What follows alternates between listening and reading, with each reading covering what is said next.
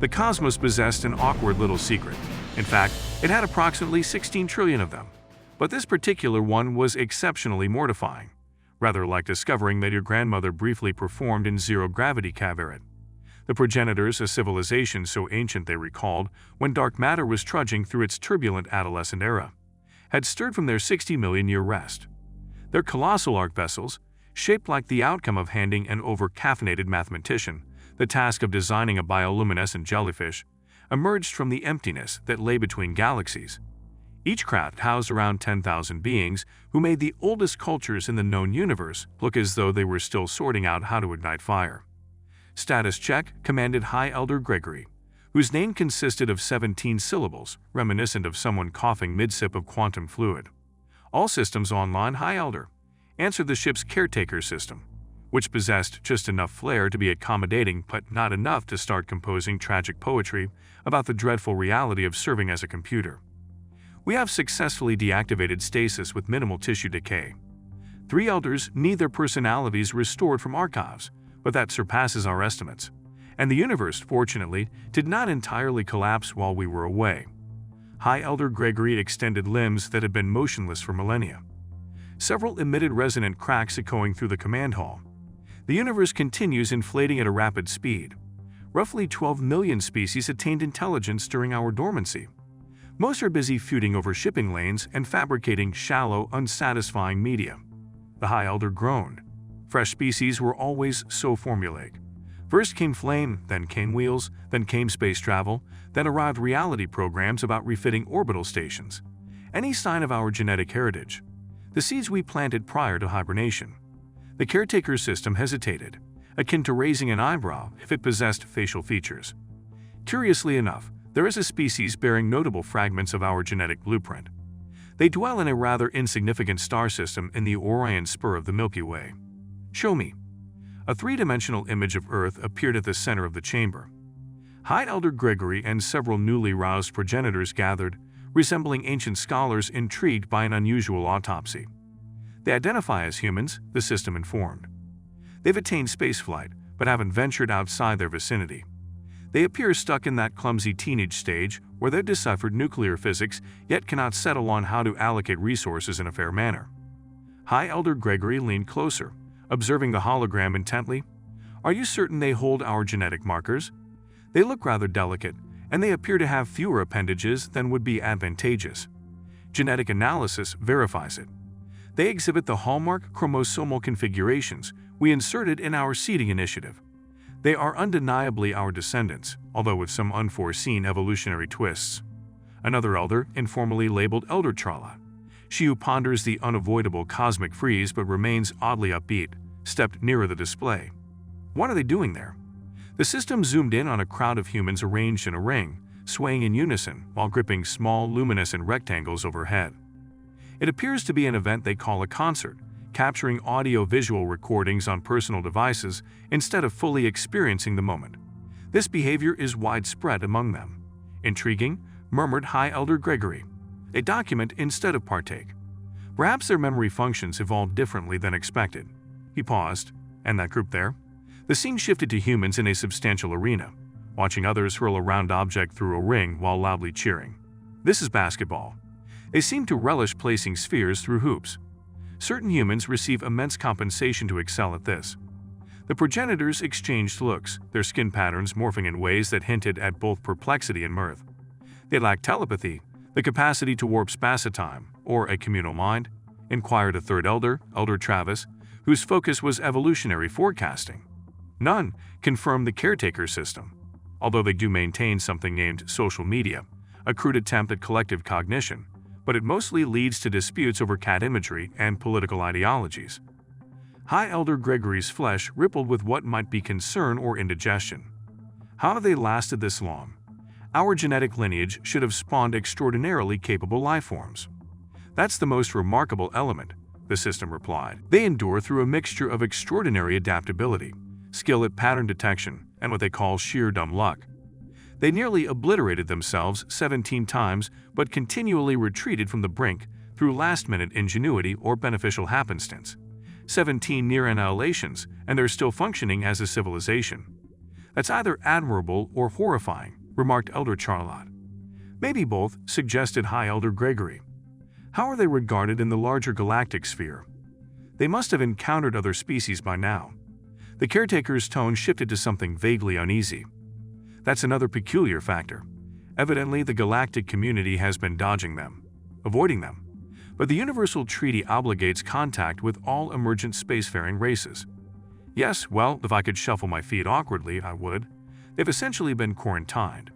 The official classification is species of concern. Proceed with caution. High Elder Gregory's chromatophores flickered with alarm and irritation. For what reason? Multiple. First, they'd transmitted their entertainment outward for more than 100 years. The Galactic Cultural Heritage Council labeled most of it as mimetically dangerous. Mimetically dangerous? That's ridiculous. How harmful could basic entertainment be? 3 separate species adopted human fictional figures as deities after intercepting their signals. The Rigelian Harmony spent 2 decades venerating someone called a Fonzie. The elders exchanged worried looks, and the caretaker system went on. Additionally, preliminary observers discovered humans seemingly operate under a unique probability field compared to the rest of reality. Situations that should be astronomically improbable manifest near them regularly. The Probability Mechanics Guild cannot build formulas that account for this. High Elder Gregory's skin now bore a pattern best translated as intensely worried yet somewhat intrigued, an intricate feeling that had required progenitor philosophers 12 millennia to name. We need to monitor them further, High Elder Gregory pronounced. Assemble a complete evaluation of their society customs and peculiar traits. If they really possessed our genetic line, we must understand how they've changed. While the other elders departed to conduct their studies, High Elder Gregory remained, staring at the holographic Earth with an expression that might be mistaken for pride were it not for the lingering dread of what their forgotten offspring might have become. The monitoring of humankind continued for what people on Earth would call 6 months, but which the progenitors counted as roughly 1/8 of a deliberation cycle. Their findings after this exhaustive survey could be encapsulated in one progenitor phrase which, when rendered in English, roughly equated to what in the quantum-twisting void is this. They intentionally pursue peril for what they referred to as fun, reported the Xenaut psychology expert, showing clips of humans leaping from serviceable airplanes, scaling towering cliffs without proper safeguards and voluntarily ingesting substances recognized as lethal in substantial doses, occasionally all on the same day. Is there a neurological urge? Speculated an elder who specialized in comparative biology. A glitch in their risk analysis faculties? Unlikely, the Xenaut psychologists responded. Their minds function within normal boundaries by recognized cognitive criteria. They simply choose these actions. High Elder Gregory's chromatophores shifted into a thoughtful pattern. Display more illustrations of their decision-making. The caretaker system curated a sequence depicting humans deliberately consuming capsaicin, a compound adapted to deter consumption, then judging its pain level and pursuing ever stronger strains. Humans establishing homes in disaster-prone areas, rebuilding in precisely the same places with minor alterations. Humans creating and promoting questionable digital tokens, then crafting entire financial structures around them. Humans showing deep affection for artificially intelligent machines with limited awareness, frequently prioritizing them above their own people.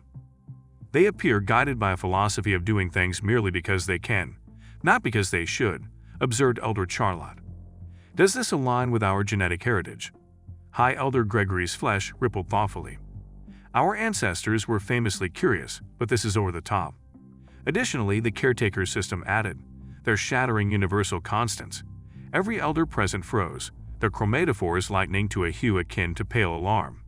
That can't be possible, declared Elder Travis, the physics authority known for measuring the dance of subatomic elements. And yet they're doing it, the system insisted. Their researchers record entangled particles across impossible gaps, observer impacts that break causality, and quantum phenomena that deviate from standard principles, all using equipment that shouldn't be sophisticated enough for such observations. Could their devices be faulty? Asked Elder Travis. We consider that scenario, said the system, but our own measurements confirm these outcomes. Reality near Earth appears to follow rules that diverge slightly from the universal baseline. High Elder Gregory's form now displayed the pattern signifying cosmic dread mixed with fascination, an emotion so elaborate it had an entire academic discipline among progenitor thinkers. Might it be, the High Elder began deliberately, that our engineered modifications had unintended effects? Did we inadvertently create creatures who distort reality itself? Before anyone could reply, the caretaker system interrupted with urgent data. High Elder, I've located a worrisome development. A human survey craft has stumbled upon one of our primordial stations in their outer asteroid belt. The display shifted to reveal a small human vessel approaching a structure embedded in an asteroid, a monitoring outpost left behind when the progenitors exited the galaxy countless ages ago. Have they bypassed our security? Demanded High Elder Gregory. That's precisely the issue, said the caretaker system, sounding almost astonished. They shouldn't detect the station, let alone approach it. Our cloaking surpasses their presumed detection threshold. The progenitors watched as the human craft extended a rudimentary robotic arm toward the station's sealed gate. Surely they can't, started Elder Travis. The gate, engineered to resist star-level energy, slid open. They simply knocked, remarked an elder, stunned. Incorrect, the caretaker system noted. They transmitted a set of radio pulses that inadvertently coincided with our override code. The odds of randomly generating that code are 1 in 6 trillion. If they succeeded on their first try, commented High Elder Gregory dryly. I'm beginning to perceive a pattern with these humans. They observe the humans venturing inside, exhibiting a combination of animated excitement and cautious curiosity.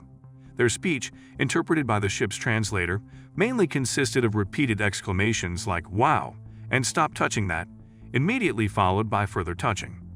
Should we interfere? Wondered Elder Charlotte. High Elder Gregory was silent for a considerable interval. No, let's watch their actions.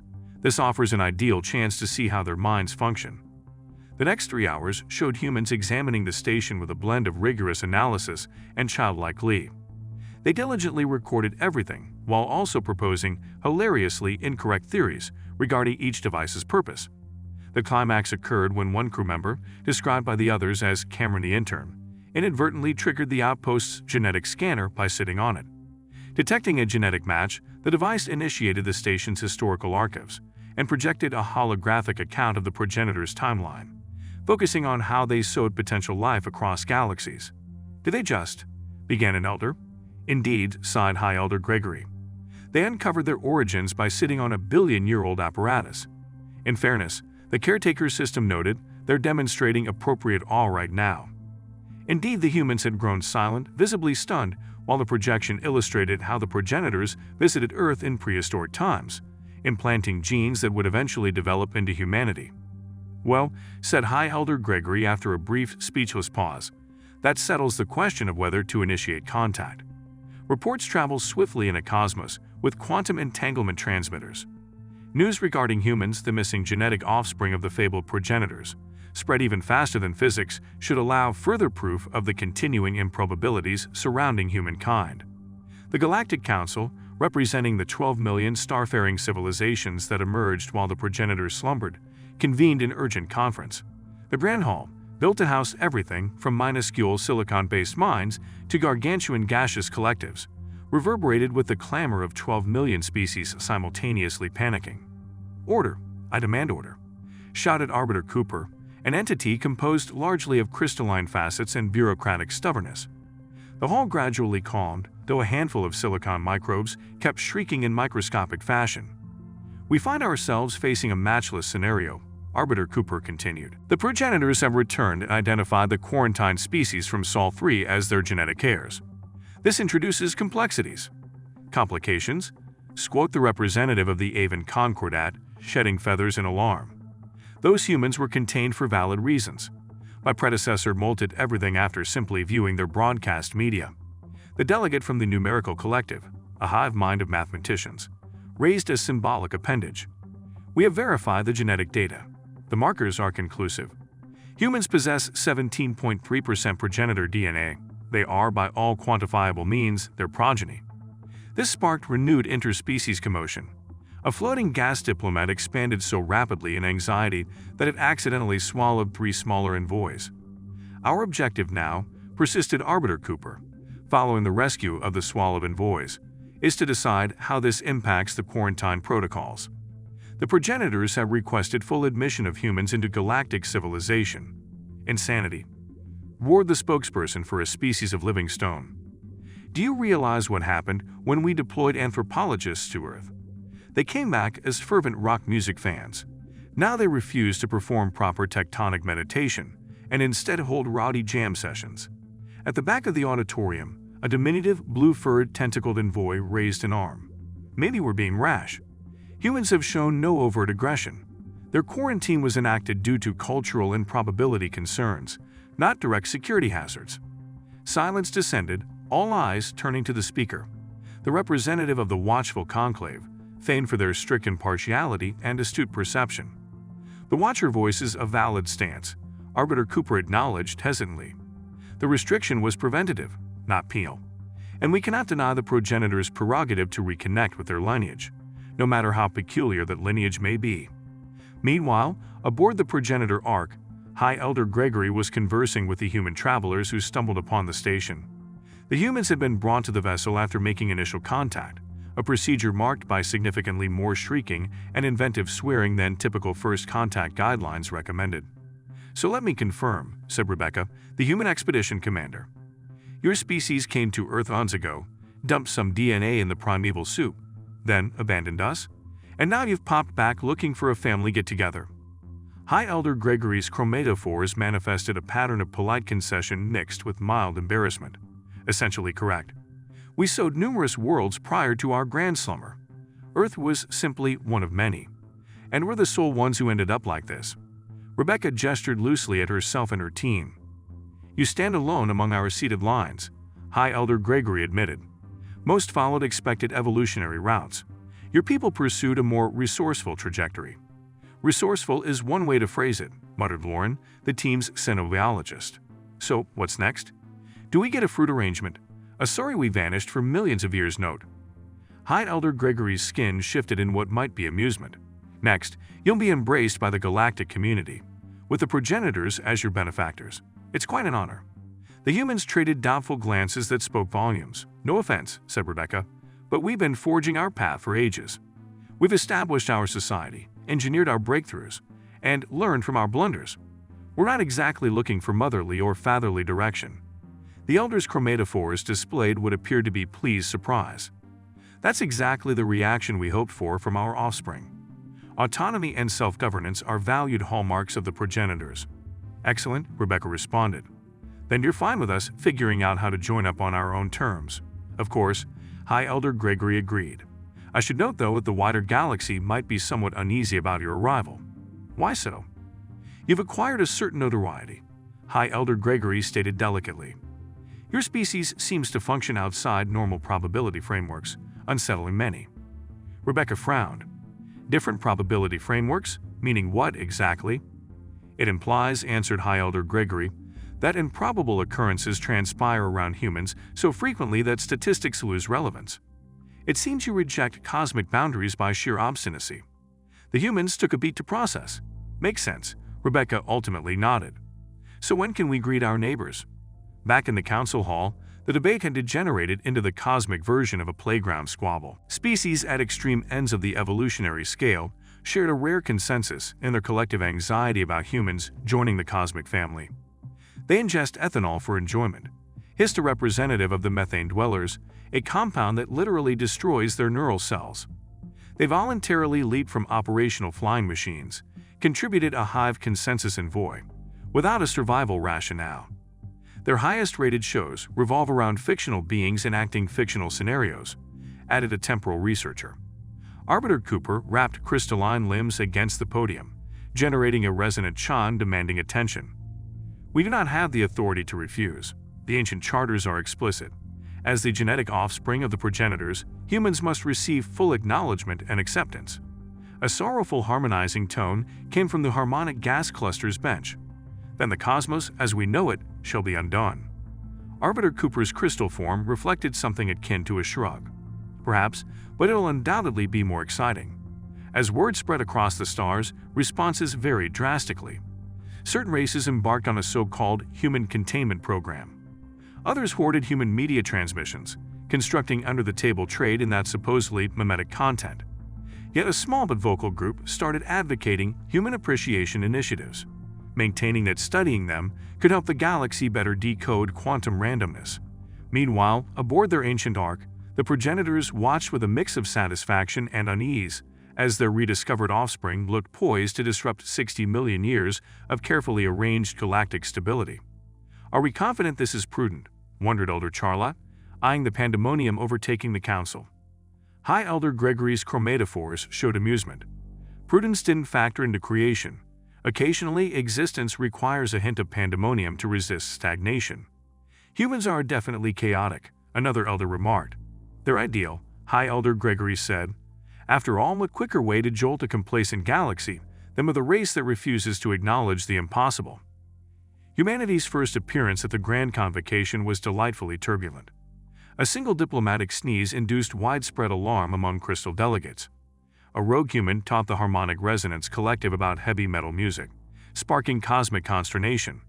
Cultural mingling devolved into humans demonstrating karaoke, limbo, and competitive feasting to baffled aliens. High Elder Gregory watched everything with color patterns of gratification. "Humans are basically adolescent progenitors," he explained to an exasperated Arbiter Cooper. "They embody what we were before we decided to follow guidelines." The universe's eldest race had inadvertently birthed living chaos and couldn't be more satisfied by the delightful upheaval they had spawned. Because honestly, what caretaker doesn't secretly rejoice when their descendants break the very regulations they once established?